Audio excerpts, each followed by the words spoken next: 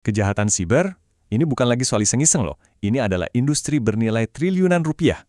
Nah, ada sebuah artikel menarik yang menawarkan solusi yang jujur aja mungkin nggak kepikiran oleh banyak orang. Sebuah solusi yang berakar dari kerangka Islam. Hari ini kita akan coba bedah tuntas. Oke, kita mulai dari angka ya. Coba lihat ini, 500 juta dolar. Menurut artikel yang kita bahas, segitu loh potensi kerugian tahunan di satu negara. Dan itu cuma dari spam sama penipuan online aja. Luar biasa banget kan? Ini bukan lagi kejahatan yang acak. Sumber kita, dalam hal ini seorang pejabat pemerintah, menggarisbawahi kalau ini tuh udah jadi sebuah industri.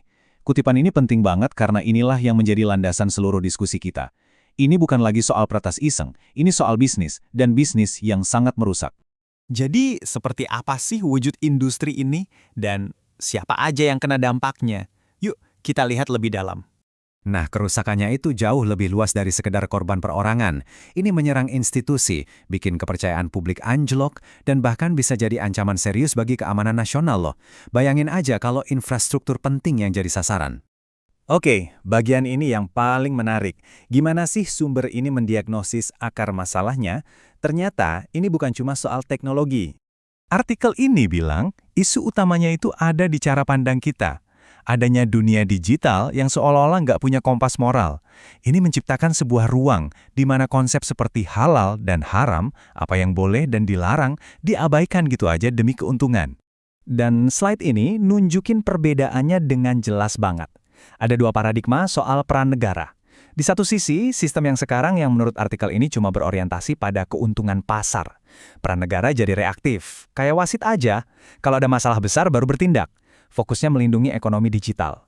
Nah, bandingkan dengan yang diusulkan. Basisnya kemaslahatan bersama. Peran negara itu proaktif, sebagai pelindung. Fokusnya melindungi data, harta, dan kehormatan rakyat. Jadi negara mencegah sebelum kejadian, bukan nunggu ada korban dulu. Oke, setelah tahu masalahnya, sekarang kita masuk ke solusinya. Yuk, kita selami kerangka kerja yang komprehensif dan berlapis yang disajikan di artikel ini. Solusinya ada 6 langkah strategis. Mulai dari fondasinya dulu, yaitu menanamkan keimanan dan pendidikan untuk membangun kesadaran individu. Terus, naik ke level negara, melindungi data secara aktif dan menerapkan sanksi yang benar-benar bikin jera.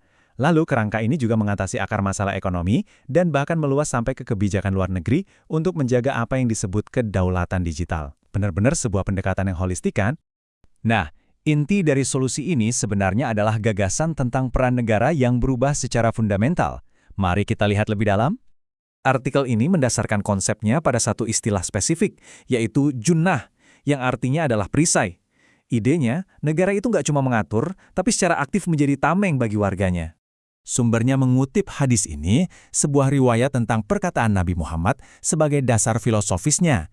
Dengan begini, tanggung jawab negara untuk keamanan digital itu dibingkai sebagai sebuah kewajiban suci, bukan lagi cuma sekedar tugas administratif. Jadi kita sampai pada kesimpulan utama dari artikel ini. Masalah kejahatan siber ini bukan cuma soal butuh teknologi yang lebih canggih atau undang-undang yang lebih baik. Pada akhirnya, artikel ini menyimpulkan bahwa perjuangan melawan industri kejahatan siber itu adalah pertarungan gagasan dan prinsip dasar. Selama paradigma bebas nilai masih mendominasi, celah akan selalu ada, secanggih apapun teknologinya. Dan ini meninggalkan kita dengan sebuah pemikiran akhir, jangan-jangan penulisnya benar bahwa perubahan teknologi yang super cepat ini harus diimbangi dengan perubahan filosofi yang mendasarinya?